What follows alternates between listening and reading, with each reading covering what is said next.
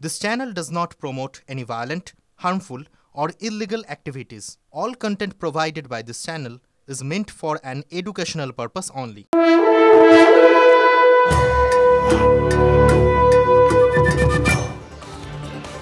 June মালিয়ার প্রচারে গোষ্ঠীকন্দল, নির্দল কাউন্সিলরকে দলে নেওয়ায় ক্ষোভ। জুন মালিয়ার গাড়ি ঘিরে বিক্ষোভ তৃণমূল কংগ্রেস কর্মীদের, সেই ছবি দেখছেন আপনারা।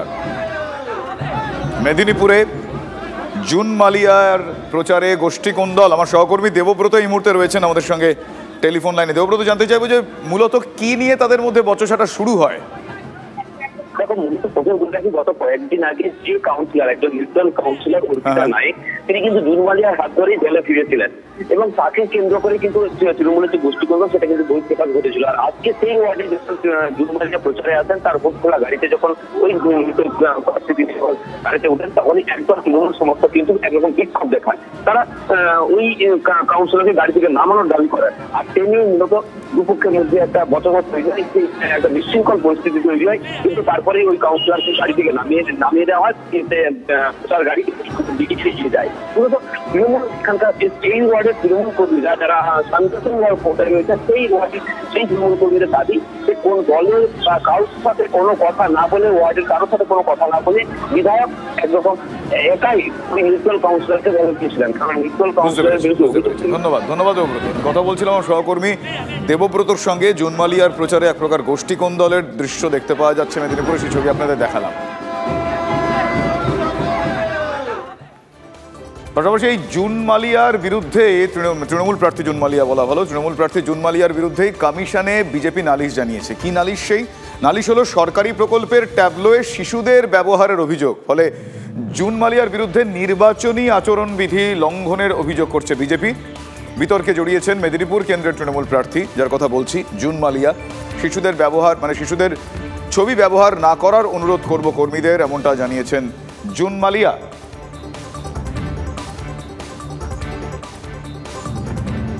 লোকসভা ভোটে তৃণমূলের প্রার্থী হওয়ায় বিধায়ক পদ ছেড়েছেন কৃষ্ণ কল্যাণী। বিধায়ক হয়ে বিধানসভার পাবলিক অ্যাকাউন্টস কমিটির চেয়ারম্যান হন কৃষ্ণ। তিনি বিধায়ক পদ ছাড়ায় পাবলিক অ্যাকাউন্টস কমিটির চেয়ারম্যানের পদও শূন্য হয়। তবে কৃষ্ণ কল্যাণী দাবি করছেন তিনি নীতিগত কারণে বিধায়ক পদ থেকে ইস্তফা দিয়েছেন।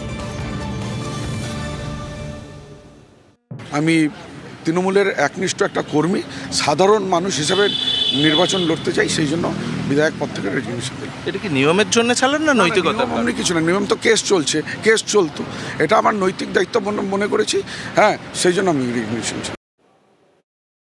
উনি আমাদের এই রেজিগনেশনটা সাবমিট করেছেন এবং জিজ্ঞাসা করার উনি বলেছেন কারোর তার উনি প্রভাবান্বিত হয়ে করেননি বা কেউ ওনাকে ভয় ভীতি প্রদর্শন করেননি রেজিগনেশন দেওয়ার জন্য। আমি এই রেজিগনেশন গ্রহণ করলাম এবং আমি সন্তুষ্ট যে উনি স্বেচ্ছায় এই রেজিগনেশন দিয়েছেন এবং এই সিট খালি হিসেবে আমাদের ডিক্লেয়ার করা হবে। আমাদের সচিবালয়কে আমি প্রধান সচিবকে আমি সেই মতো মোতাবেক নির্দেশ দিচ্ছি যে পরবর্তীকালে যে সমস্ত পদক্ষেপ গ্রহণ করা দরকার সেটা উনি যেন করেন। দিলীপ ঘোষের বিরুদ্ধে নালিশ জানাতে গিয়েছিলেন কুণাল ঘোষ। নালিশ জানাতে গিয়ে তার মুখেও কুকথা শোনা গেল। রাগঢাক না করে শুভেন্দু অধিকারীকে ব্যক্তিগত আক্রমণ করলেন কুণাল। আবার শুভেন্দুর বাবা তুললাম, যা করার করুন। শুভেন্দুর বাবা তৃণমূলের সঙ্গে বিশ্বাসঘাতকতা করেছেন। দিলীপের বিরুদ্ধে কমিশনে নালিশ জানাতে গিয়ে বেলাগাম কুণাল ঘোষ। আমি আবার শুভেন্দুর বাবা তুলছি, শুভেন্দুর বাবা তুললাম, যা করার আছে করে নিন। আমি আবার শুভেন্দুর বাবা তুলছি, শুভেন্দুর বাবা তুললাম, যা করার আছে করে নিন। অন্যদিকে মুখ্যমন্ত্রীর বিরুদ্ধে কুকথার জন্য দুঃখ প্রকাশ করেও তৃণমূলের বিরুদ্ধে পাল্টা তোপ দেখেছেন দিলীপ ঘোষ। শুভেন্দুর বাবা নিয়ে কুকথা বলা অপরাধ নয় কেন নাম না করে কুণালকে পাল্টা তোপ দেখেছেন দিলীপ ঘোষ। প্রশ্ন হচ্ছে, আমার ভাষা শব্দ প্রয়োগ নিয়ে বহু লোকের আপত্তি আছে, আমার পার্টিও বলেছে, অন্যরাও বলেছেন যে অসংসদীয়। যদি তাই হয় আমি তার জন্য দুঃখিত, কিন্তু আমি সঙ্গে সঙ্গে প্রশ্ন করব, তারই পার্টির এক নেতা, তারই পরিবারের এক নেতা, সে কাঁথিতে দাঁড়িয়ে গিয়ে আমার বিধায়ক দলের নেতার নামে, তার বাবার নামে এর চেয়েও খারাপ শব্দ বেরোলো, গালাগালি দেবে কেন? আমার বিধায়ক দলের নেতার কি মান সম্মান নেই? মুখ্যমন্ত্রী সম্পর্কে কুরুচিকর মন্তব্য দিলীপের বিরুদ্ধে, তাই কমিশনে নালিশ তৃণমূল কংগ্রেসের। নারী শক্তিকে অপমান করেছেন দিলীপ ঘোষ, সিইও উপযুক্ত পদক্ষেপের আশ্বাস দিয়েছেন কমিশন থেকে বেরিয়ে, এমনটাই জানিয়েছেন চন্দ্রিমা ভট্টাচার্য। দিলীপের মন্তব্যে এই মন্তব্য নিয়ে বলা হলো ইতিমধ্যেই জেলা শাসকের থেকে রিপোর্ট তলব করেছে কমিশন। জেলা শাসকের থেকে এই বিষয়ে রিপোর্ট পাওয়ার পরই পরবর্তী পদক্ষেপ করতে পারে নির্বাচন কমিশন। তিনি যে ভাষায় আক্রমণ করেছেন আমাদের সর্বোচ্চ নেত্রী মাননীয়া মমতা বন্দ্যোপাধ্যায়কে, তা ক্ষমার অযোগ্য। এটা আমরা চিফ ইলেকটোরাল অফিসারের কাছে কালকে চিঠিতেও বলেছি, আজকেও আমরা বললাম। উনি কিন্তু হ্যাবিচুয়াল অফেন্ডার হয়ে গেছেন। একটা সিরিয়াল অফেন্ডার বলে সেরকম সিরিয়াল কিলারের মতো সিরিয়াল অফেন্ডার হয়ে গেছে। বারে বারে, এবার একবার নয়, মমতা বন্দ্যোপাধ্যায়কে আক্রমণ তো করছেনই, সামগ্রিকভাবে মহিলাদেরও আক্রমণ করছেন। আমরা যেটা চিফ ইলেকটোরাল অফিসারের কাছে দাবি করে এসেছি, স্টেপ নিতে হবে, পানিশমেন্ট, একটা স্ট্রং স্টেপ নিতে হবে। ভোটের মুখে কৃষ্ণনগরের তৃণমূল কংগ্রেস প্রার্থী মহুয়া মৈত্রকে ইডির তলব। এই মুহূর্তের সব থেকে বড় খবর, এই মুহূর্তের বিগ ব্রেকিং সব থেকে বড় খবর আরো একবার জানাচ্ছি আপনাদের। ভোটের মুখে, এই ক্রুশিয়াল সময় দাঁড়িয়ে ভোটের মুখে কৃষ্ণনগরে তৃণমূল কংগ্রেস প্রার্থী, আপনারা জানেন মহুয়া মৈত্র, সেই মহুয়া মৈত্রকে, কৃষ্ণনগরের তৃণমূল কংগ্রেস প্রার্থী মহুয়া মৈত্রকে ইডির তলব। কাল দিল্লিতে মহুয়াকে হাজিরার নির্দেশ দেওয়া হয়েছে এনফোর্সমেন্ট ডিরেক্টরেটের তরফে। বিদেশি মুদ্রা লেনদেন সংক্রান্ত মামলায় মহুয়াকে তলব, এমনটাই সূত্রের খবর। এই মুহূর্তের অন্যতম বড় খবর, এই মুহূর্তের বিগ ব্রেকিং বলা যায়। TV9 বাংলার পর্দায় এই মুহূর্তে বিগ ব্রেকিং দেখছেন। এই মুহূর্তের সব থেকে বড় খবর আপনারা দেখছেন শুধুমাত্র TV9 বাংলার পর্দায়। কি সেই খবর? ভোটের মুখে কৃষ্ণনগরের তৃণমূল কংগ্রেস প্রার্থী মহুয়া মৈত্রকে ইডির তলব। চাঞ্চল্যকর খবর। আমার সহকর্মী জ্যোতির্ময় এই মুহূর্তে রয়েছেন আমার সঙ্গে টেলিফোন লাইনে। জ্যোতির্ময়, আর কি আপডেট? দেখো, যে খবর আমরা পাচ্ছি যে ক্যাশের বিনিময়ে প্রশ্ন করার ঘটনায় ইতিমধ্যেই কেন্দ্রীয় তদন্তকারী এজেন্সিগুলি মহুয়া মৈত্রর বিরুদ্ধে তদন্ত করতে শুরু করেছে। এর আগেও ইডি তাকে তলব করেছিল। আবারও 28 তারিখ অর্থাৎ আগামীকাল মহুয়া মৈত্রকে দিল্লিতে ইডির দপ্তরে তাকে সামন করা হয়েছে এবং তার পাশাপাশি সামন পাঠানো হয়েছে দর্শন হীরানন্দানীকেও। এবং দর্শন হীরানন্দানী তিনি কিন্তু দুবাইতে বসে একটা সময়ে তিনি যে এফিডেভিট পাঠিয়েছিলেন, সেই এফিডেভিটে তিনি স্বীকার করে নিয়েছিলেন যে তার অফিস বা তার যাবতীয় সাপোর্টকে একটা সময় ব্যবহার করেছিলেন মহুয়া মৈত্র। ফলত অত্যন্ত গুরুত্বপূর্ণ দর্শন হীরানন্দানী তিনি হাজিরা দেন কিনা, এবং মহুয়া মৈত্র যেহেতু তিনি এই মুহূর্তে কৃষ্ণনগরের তৃণমূল কংগ্রেসের প্রার্থী, ইতিমধ্যেই তিনি নির্বাচন কমিশনকে চিঠি দিয়ে জানিয়েছেন যে তিনি একজন প্রার্থী এবং নির্বাচন চলাকালীন কেন্দ্রীয় এজেন্সি তার বাড়িতে আসছে, তাকে তলব করছে। সেই প্রত্যেকটা ক্ষেত্রের পরেও আবারও যখন তাকে সামন পাঠানো হচ্ছে, সেই সময় মহুয়া মৈত্র ইডিতে হাজিরা দেন কিনা আমাদের নজর থাকবে সেই দিকে। একদম, আমাদের সেদিকে অবশ্যই নজর থাকবে। আপাতত তোমায় ধন্যবাদ জানাই জ্যোতির্ময়। আপনাদের আরো একবার জানাবো এই মুহূর্তের অন্যতম গুরুত্বপূর্ণ এবং বড় খবর। ভোটের মুখে কৃষ্ণনগরের তৃণমূল কংগ্রেস প্রার্থী মহুয়া মৈত্রকে ইডি এনফোর্সমেন্ট ডিরেক্টরেটের তরফ থেকে তলব করা হয়েছে। কাল দিল্লিতে মহুয়াকে হাজিরার নির্দেশ দেওয়া হয়েছে। বিদেশি মুদ্রা লেনদেন সংক্রান্ত মামলায় মহুয়াকে তলব, খবর সূত্রের। আপনাদের আরো একবার জানাবো, এখনো পর্যন্ত সূত্র মারফত জানা যাচ্ছে এটুকুই যে আগামীকাল মহুয়া মৈত্রকে ইডির তলব। তৃণমূল কংগ্রেস প্রার্থী, কৃষ্ণনগরের তৃণমূল কংগ্রেস প্রার্থী মহুয়া মৈত্রকে ইডির তরফ থেকে তলব করা হয়েছে। কাল দিল্লিতে মহুয়াকে হাজিরার নির্দেশ দেওয়া হয়েছে, ইডির তরফ থেকে নির্দেশ এসেছে। এখনো পর্যন্ত সূত্রের খবর যেটুকু আমরা জানতে পারছি সেটুকু আপনাদের বলছি। বিদেশি মুদ্রা লেনদেন সংক্রান্ত মামলায় মহুয়াকে তলব করল এনফোর্সমেন্ট ডিরেক্টরেট।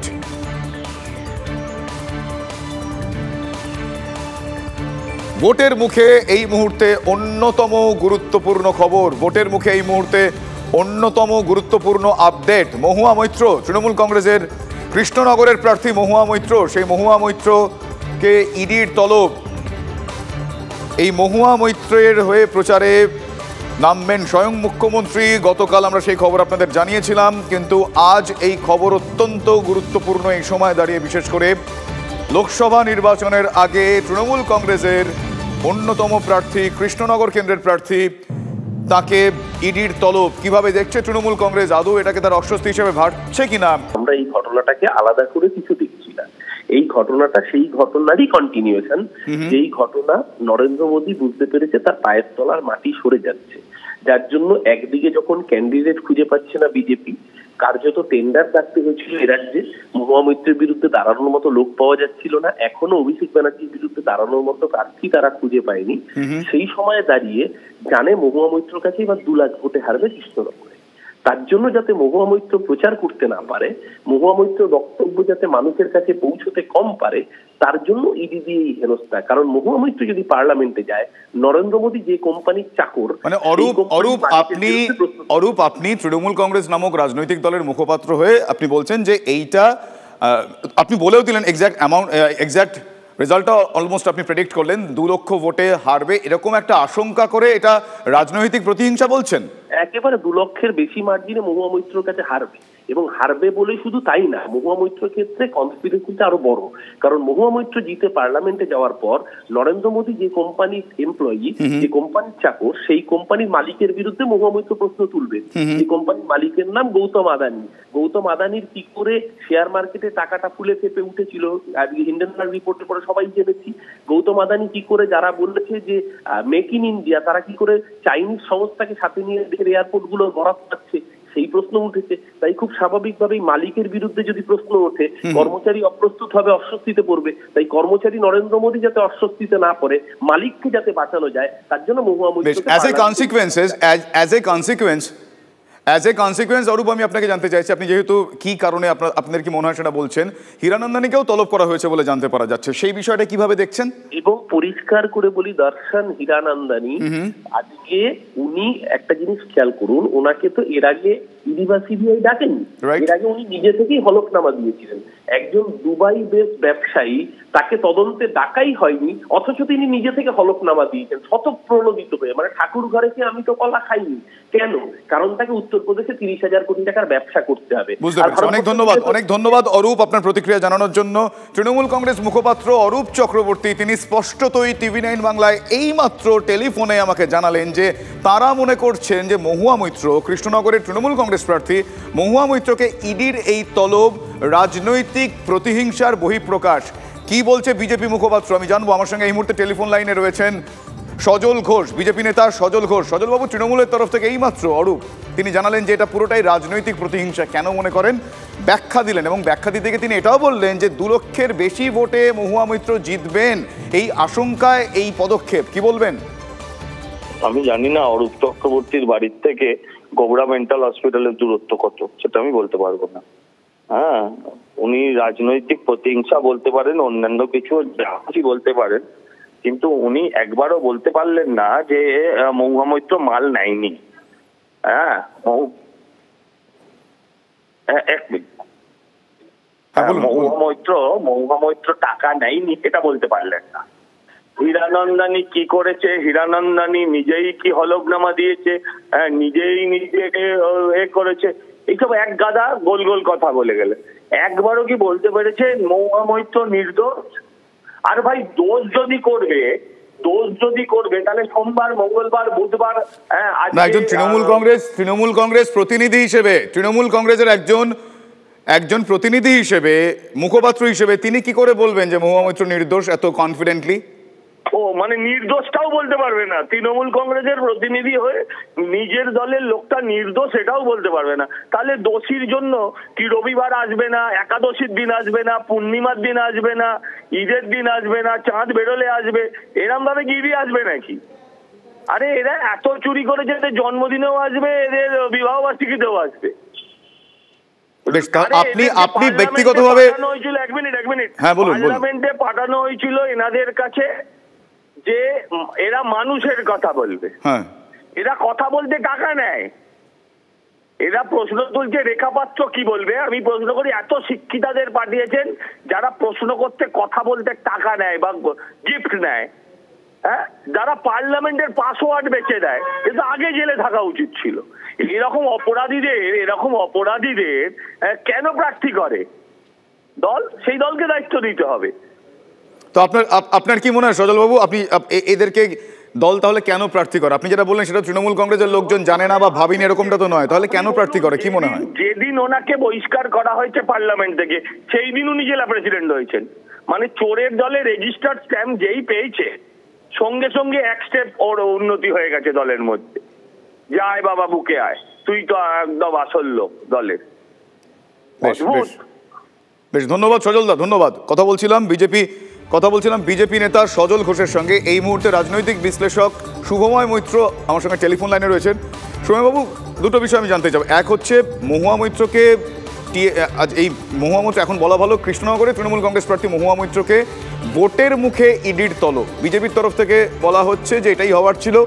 তৃণমূল মুখপাত্র বলছেন যে এটা রাজনৈতিক প্রতিহিংসা। কিন্তু এই ক্রুশিয়াল টাইমে ইডির তরফ থেকে তলব, এটা রাজনৈতিক এর প্রেক্ষাপট কি হতে পারে বা রাজনৈতিক অভিঘাতই বা কি হতে পারে একটা রাজনৈতিক দলের জন্য? হ্যাঁ, দেখুন, নির্বাচন ঘোষণার পর এই বিষয়গুলোর ব্যাপারে নির্বাচন কমিশন দেখতে পারেন এগুলো ঠিক হচ্ছে কি ভুল হচ্ছে, এই ব্যাপারগুলো আলোচনার জন্য। অর্থাৎ ইডি যদি ডেকে পাঠান ওনাকে, অবশ্যই এই নিয়ে কোনো সন্দেহই নেই যে এই ধরনের সময়, ভোট প্রচারের সময় যদি বারবার দিল্লি যেতে হয় তাহলে ভোট প্রচারের জন্য সময় নষ্ট হবে। কিন্তু সেটা সত্যিকারের কারণে ইডি ডাকছেন কি নাকি সত্যিকারের কারণে ডাকছেন না, এটা কেন্দ্রীয় সরকারের কোনো চক্রান্ত, এটা বোঝার মতন কোনো উপায় বাইরের থেকে যে কোনো একজন সাধারণ মানুষ বা যারা বিশ্লেষণ করেন তাদের পক্ষে সম্ভব না। কিন্তু এর যে সমস্যাটি, এর সমাধানের জায়গাটি কিন্তু একমাত্র করতে পারে নির্বাচন কমিশন। অর্থাৎ এক্ষেত্রে প্রার্থীকে নির্বাচন কমিশনকে জানাতে হবে এবং নির্বাচন কমিশন তার নিরিখে সিদ্ধান্ত নেবেন। মুশকিল হচ্ছে এই ধরনের ঘটনাগুলি ঘটার পর নির্বাচন কমিশনের কাছে কি যোগাযোগ যাচ্ছে একজন প্রার্থীর কাছ থেকে, বিশেষ করে যারা বিরোধী রাজনৈতিক দলের প্রার্থী। বিজেপি ক্ষমতায় আছে ধরে নিয়ে বলা যায় তৃণমূল কংগ্রেস বিরোধী রাজনৈতিক দল, এবং সেক্ষেত্রে তারা নির্বাচন কমিশনে কি কমিউনিকেশন করছেন এবং তার নিরিখে কি উত্তর পাচ্ছেন, এইটা কিন্তু জানাটা ভীষণ গুরুত্বপূর্ণ। আমাদের কাছে এই জায়গাটা কোনো সময় স্বচ্ছ হচ্ছে না। অর্থাৎ এই ধরনের ক্ষেত্রে আমার মনে হয় নির্বাচন কমিশন সঠিক সিদ্ধান্ত নিতে পারেন এবং দেশের যে গণতান্ত্রিক ব্যবস্থা তাতে এই সময় নির্বাচন কমিশনই কিন্তু সর্বময় কর্তা। সুতরাং তাদের মতামতের অপেক্ষায় আমাদের থাকতে হবে। অ্যাবসলিউটলি, ধন্যবাদ শুভময় বাবু। কথা বলছিলাম শুভময় মৈত্র, রাজনৈতিক বিশ্লেষক। তিনি এই গোটা বিষয়টা নিয়ে রাজনৈতিক দলের প্রতিনিধিরা তারা তাদের দলের দিকে বক্তব্য রাখবেন, কিন্তু শুভময় মৈত্র তিনি আমাদের বললেন যে এটা নির্বাচন কমিশনের তরফ থেকে বোধহয় এই মুহূর্তে সেই সিদ্ধান্ত নেওয়াটা সব থেকে সমীচীন। আমার সহকর্মী সিজার মণ্ডল এই মুহূর্তে রয়েছেন আমার সঙ্গে টেলিফোন লাইনে। সিজার, মহুয়া মৈত্রকে ডাকা হয়েছে, মহুয়া মৈত্রকে ইডির তরফ থেকে তলব করা হয়েছে আগামীকাল। সেটা হতেই পারে তলব, কিন্তু কোন সময়ে তলব করা হলো সেটা গুরুত্বপূর্ণ এবং কোন কোন বিষয়গুলোর নিরিখে তাকে তলব করা হলো, আমি সেই ব্যাপারটা তোমার কাছ থেকে ইন ডিটেল চাইবো, যে এক্স্যাক্টলি ওই টাকার বিনিময় প্রশ্ন বা বিদেশি মুদ্রা লেনদেন ইত্যাদি আর কি কি।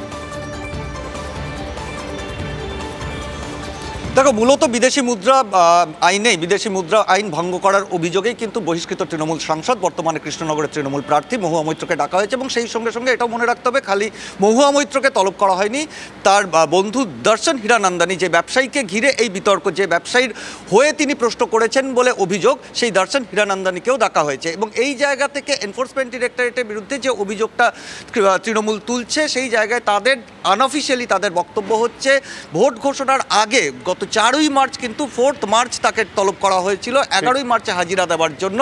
কিন্তু সেই সময় তিনি কয়েক সপ্তাহ সময় চেয়ে নিয়েছিলেন তার নথিপত্র বা তার যে লিগ্যাল যে পদক্ষেপ সেগুলো করবার জন্য। এবং সেই জায়গা থেকে এটা খুব ছিল, এক্সপেক্টেড ছিল যে তাকে ফের তলব করা হবে কয়েক সপ্তাহ পরে, এবং সেটা যে ভোটের মুখে হতে পারে সেটা কিন্তু তখনই তিনি জানতেন। এবং সেই জায়গাতে দাঁড়িয়ে তার এই প্রশ্ন তোলাটাই অবান্তর, এমনটাই কিন্তু বক্তব্য এনফোর্সমেন্ট ডিরেক্টরেটের। কারণ 4 তারিখে যখন মামলা শুরু হয়, তারপরে 4 তারিখে তাকে তলব করা হয়েছিল, এবং সেই বিষয়টাকে সামনে রেখেই তারা কোথাও কিন্তু এর পেছনে যে কোনো রাজনৈতিক উদ্দেশ্য নেই সেটাই প্রমাণের চেষ্টা করছেন। যদিও বিরোধী রাজনৈতিক দলগুলো স্বভাবতই প্রশ্ন তুলছেন এই টাইমিংটাকে নিয়ে। এবং সেই জায়গায় দাঁড়িয়ে পরপর গত কয়েকদিন ধরে ফেমার বিভিন্ন মামলায় যেভাবে এনফোর্সমেন্ট ডিরেক্টরেট গোটা দেশে তল্লাশি চালিয়েছে এবং বেশ কিছু নথিপত্র উদ্ধার হয়েছে, সেই বিষয়টা এর সঙ্গে কোনোভাবে সংযুক্ত কিনা। কারণ এর আগে আমরা দেখেছি মহুয়া মৈত্র এই তদন্তের ক্ষেত্রে একটি নন রেসিডেন্সিয়াল ইন্ডিয়ান অ্যাকাউন্টকে ঘিরেই কিন্তু যাবতীয় বিতর্ক, এবং সেই অ্যাকাউন্টে বিপুল পরিমাণ টাকা লেনদেন হয়েছে এবং সেখানে ফেমা আইন ভঙ্গ করা হয়েছে। এই অভিযোগটাই মহুয়া মৈত্রের বিরুদ্ধে মূল এসছে, এবং তার পরবর্তীতে সামনে এসছে দর্শন হীরানন্দানীর সঙ্গে তার সম্পর্ক এবং টাকার বিনিময় প্রশ্ন বা উপহারের বিনিময় প্রশ্নের যে বিতর্ক, এবং লোকপালের নির্দেশে এই তদন্ত শুরু হয়েছে। ধন্যবাদ সিজার। আমি কথা বলছিলাম আমার সহকর্মী সিজার মণ্ডলের সঙ্গে। মহুয়া মৈত্র, কৃষ্ণনগরের তৃণমূল কংগ্রেস প্রার্থী মহুয়া মৈত্র এবং দর্শন হীরানন্দানীকে ইডির তরফ থেকে তলব করা হয়েছে। আগামীকাল মহুয়া মৈত্রকে হাজিরার নির্দেশ দেওয়া হয়েছে। মূলত বিদেশি মুদ্রা লেনদেন সংক্রান্ত বিষয় নিয়ে তাকে জিজ্ঞাসাবাদ করা হতে পারে। কিন্তু ভোটের মুখে তৃণমূল কংগ্রেসের কৃষ্ণনগর কেন্দ্রের প্রার্থীকে এই তলব নিয়ে তৃণমূল কংগ্রেস মনে করছে রাজনৈতিক প্রতিহিংসা, বিজেপি মনে করছে এটাই হওয়ার ছিল। কিন্তু নির্বাচন কমিশন কি বলে সেদিকে আমাদের অবশ্যই নজর থাকবে।